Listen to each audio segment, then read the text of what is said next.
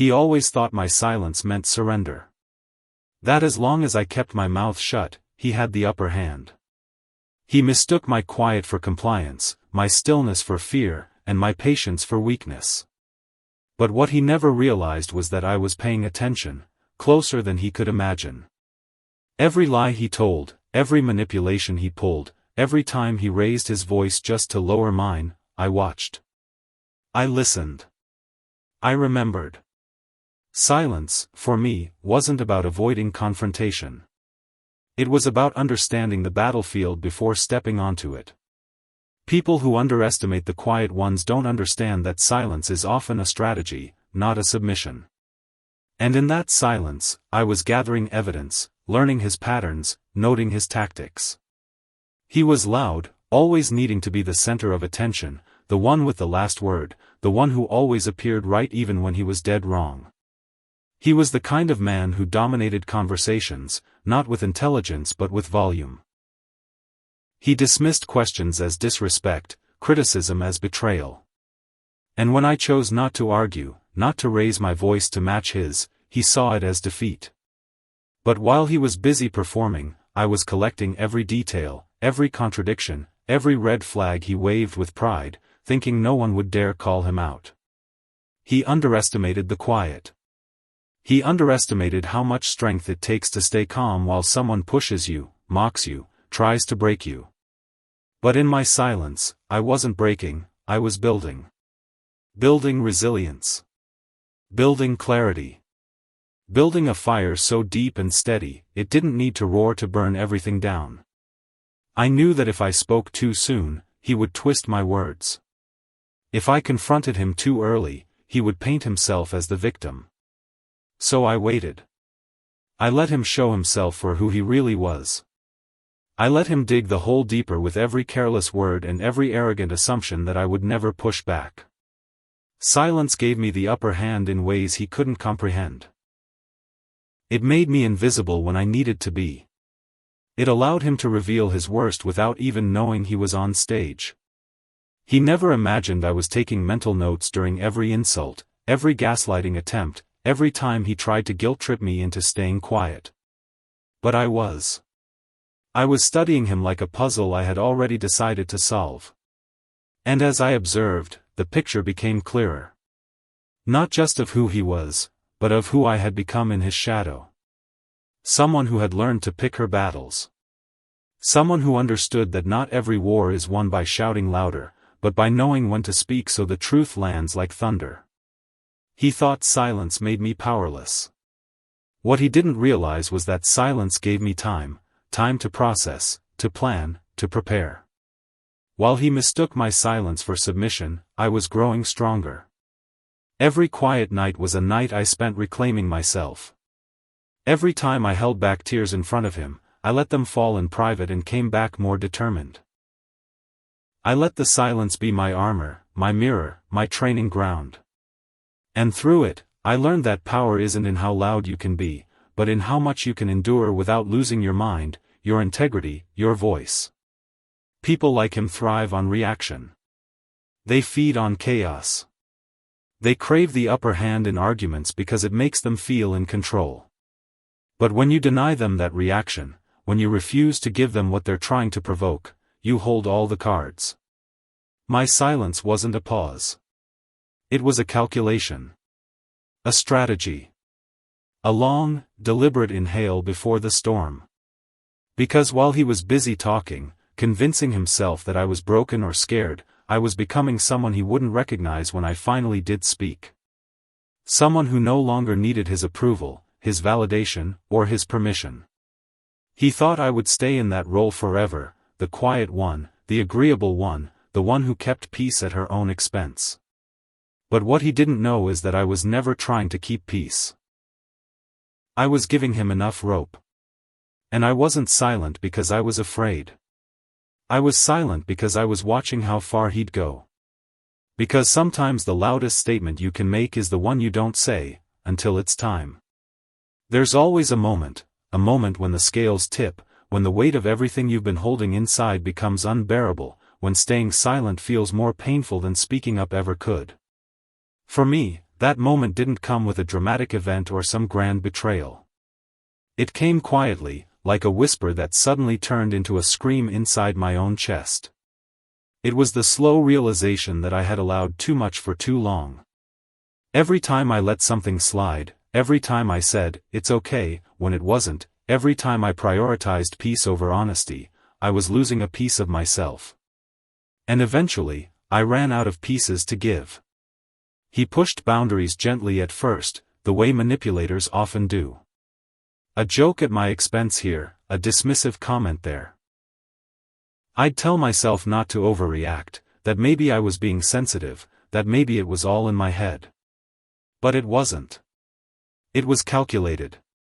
It was slow erosion dressed up as normal behavior. And the worst part was that I let it happen. I convinced myself that enduring it made me strong, that tolerating discomfort was just a part of being in a relationship or being a bigger person. I wore my silence like armor, thinking it made me wise or mature. But it wasn't armor, it was a cage.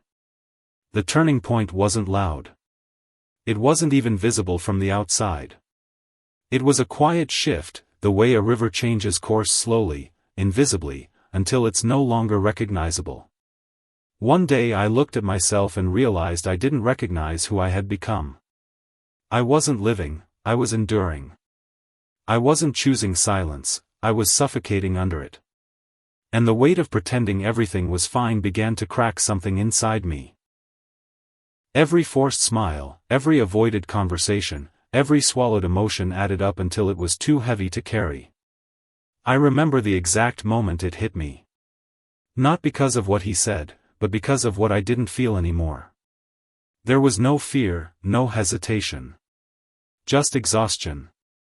Exhaustion from walking on eggshells, from keeping my mouth shut, from minimizing my pain to protect someone else's comfort. I looked at him, and for the first time, I didn't feel intimidated or confused or desperate to be understood.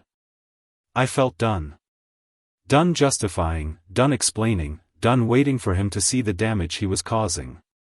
That moment was the quietest kind of freedom. It's funny how people can push you, thinking you'll bend forever. But even the most flexible branch will snap when the pressure becomes too much. And when it does, it doesn't make a sound right away. It just breaks. That's what it felt like. I wasn't angry. I wasn't vengeful. I was clear. Crystal clear. That I had given enough. That the benefit of the doubt had been stretched too thin. That the second chances had turned into patterns. That I couldn't keep living like a ghost in my own story. I stopped caring how he'd react. I stopped worrying about being too emotional or too difficult. I stopped making myself smaller to fit inside his fragile ego. Because I finally understood that protecting him meant betraying myself. And that realization was the turning point.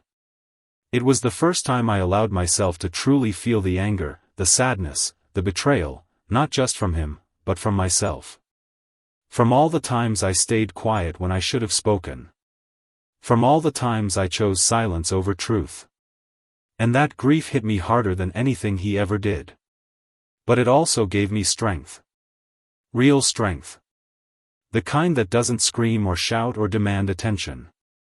The kind that sits in your bones and tells you, never again. That you don't owe anyone your silence. That your feelings are not too much. That your boundaries are not negotiable. That your voice matters, even if it shakes. Especially if it shakes. People think the breaking point is dramatic. That it comes with yelling, slamming doors, or big public scenes. But sometimes the most powerful breaking point is internal. It's the quiet decision to stop tolerating the intolerable. To stop accepting breadcrumbs when you deserve the whole loaf. To stop shrinking for the comfort of someone who wouldn't even notice your pain unless it affected them.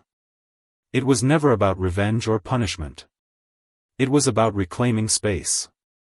My space. My voice. My worth. And that shift, however quiet, was irreversible. The moment I opened my mouth and spoke the truth, everything changed. Not just in the world around me, but within me. The silence that had once felt like a protective shield suddenly shattered, and the words that came out were not weak or unsure, they were powerful, deliberate, and undeniable. And when he heard them, when he finally faced the reality I had been holding back for so long, his entire demeanor shifted. The confidence he once wore like armor cracked, and I saw fear flicker behind his eyes. Because my voice, something he had dismissed, mocked, and tried to silence, had just become the weapon he never saw coming. He had built his control on the assumption that I would never speak. That I would keep his secrets, swallow my pain, and continue playing the part of the quiet, agreeable version of myself that made him comfortable. But control that's built on silence is fragile. It only takes one word, one truth, one moment of defiance to bring it crashing down. And that's what happened. When I finally spoke up, whether in a room full of people or in a private confrontation, it hit him harder than he could have ever expected. Because it wasn't just what I said. It was the fact that I said it at all. He tried to keep his composure, tried to brush it off, to twist my words the way he always had. But there was something different this time. I wasn't the same person he used to manipulate. My voice didn't tremble. My eyes didn't look away. I didn't back down or soften my message to ease his discomfort. I stood in my truth, and it made him squirm. Because deep down, he knew that once I found my voice, his power was gone. There's nothing more threatening to someone who thrives on dominance than a person they can no longer control. Speaking up didn't just expose him, it exposed the entire illusion he had crafted. He had spent so long pretending to be the good guy, the misunderstood one, the victim of my moods, or overreactions. But the truth has a way of unraveling lies in an instant. And when I laid it all out, the manipulation, the gaslighting, the emotional games, his carefully constructed mask began to slip. Not just in my eyes, but in the eyes of others. He looked smaller. Weaker. Not because I attacked him, but because I revealed him. There's a certain silence that people weaponize. The kind that keeps victims quiet out of fear, shame, or guilt. He depended on that silence. He fed off it. Because as long as I didn't speak, he could control the narrative. He could make me question my own memories, my own worth.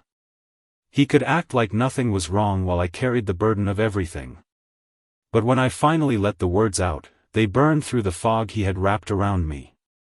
They brought clarity, not just for me, but for everyone who heard them. He had no idea how powerful that shift would be.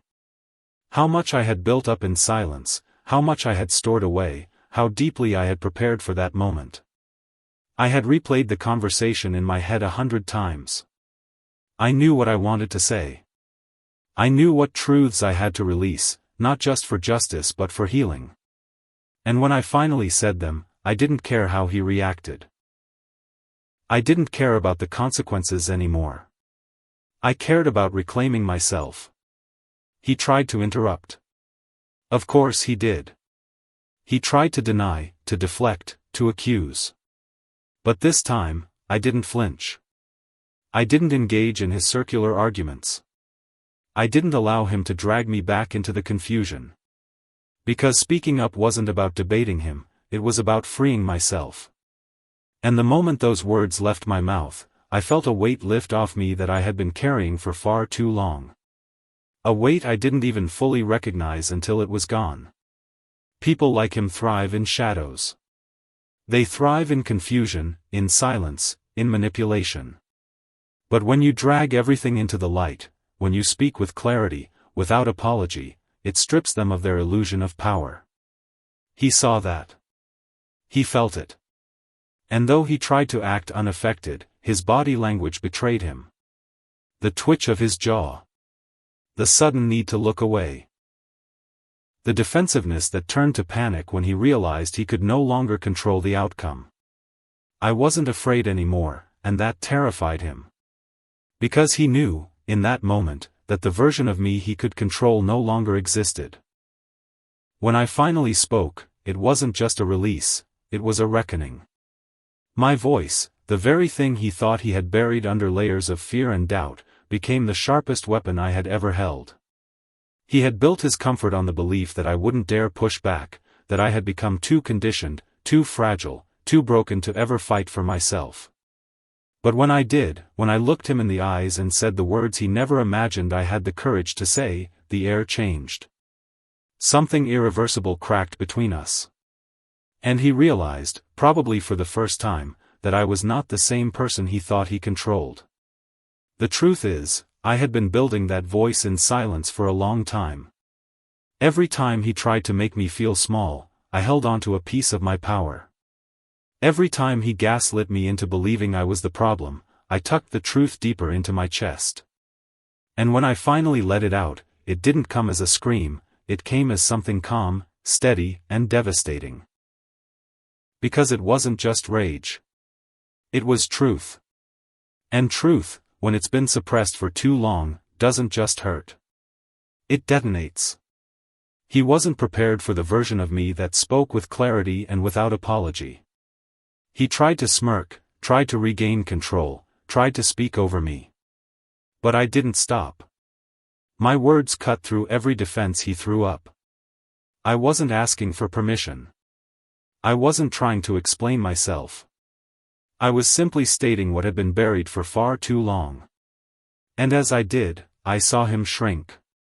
Not physically, but emotionally. That inflated image he had of himself began to collapse.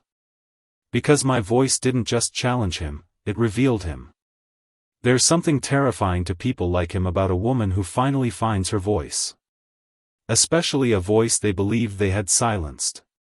They count on shame, on self-doubt, on fear. They count on you being too tired to fight back, too emotionally exhausted to organize your thoughts, too unsure of your worth to believe your story even matters. But once I started speaking, I realized how powerful I truly was. My voice didn't just tell the story, it reclaimed it. He wanted me to stay soft-spoken, hesitant, unsure. But I had lived in that place for too long. I had spent years second-guessing myself, biting my tongue, walking on eggshells to avoid conflict. And in doing so, I had made myself invisible. But when I chose to speak, when I chose to take up space with my truth, I stepped out of that invisibility. I became undeniable. And nothing scared him more than that. He tried to spin it like I was being dramatic. Like I was overreacting. Like I was rewriting the past. But I didn't let it shake me. Because I had facts. I had memories. I had every moment burned into my mind where I stayed silent just to keep the peace. And now, I wasn't interested in peace if it meant erasing myself. My voice wasn't about revenge, it was about validation. About letting the world, and myself, know that I was no longer hiding.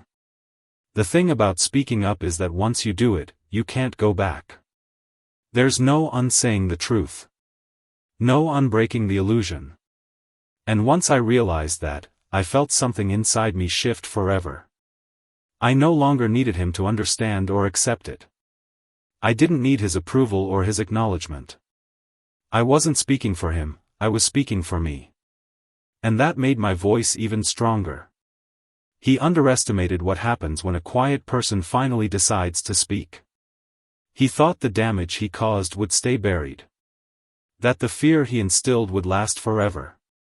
But what he forgot is that silence is not consent. That survival isn't the same as submission. That one day, all the words I had swallowed would come out with force, clarity, and impact. And when they did, they wouldn't just defend me. They would expose him. My voice wasn't loud. It didn't need to be. It was firm, it was clear, and it came from a place of deep, earned strength. And as I spoke, I saw it land on him like a weight he couldn't carry. Because he knew that he could no longer twist my story. He could no longer speak for me. He could no longer pretend that his actions didn't leave a mark. My voice became the mirror he had spent years avoiding, and in it, he finally saw himself the way I had seen him all along.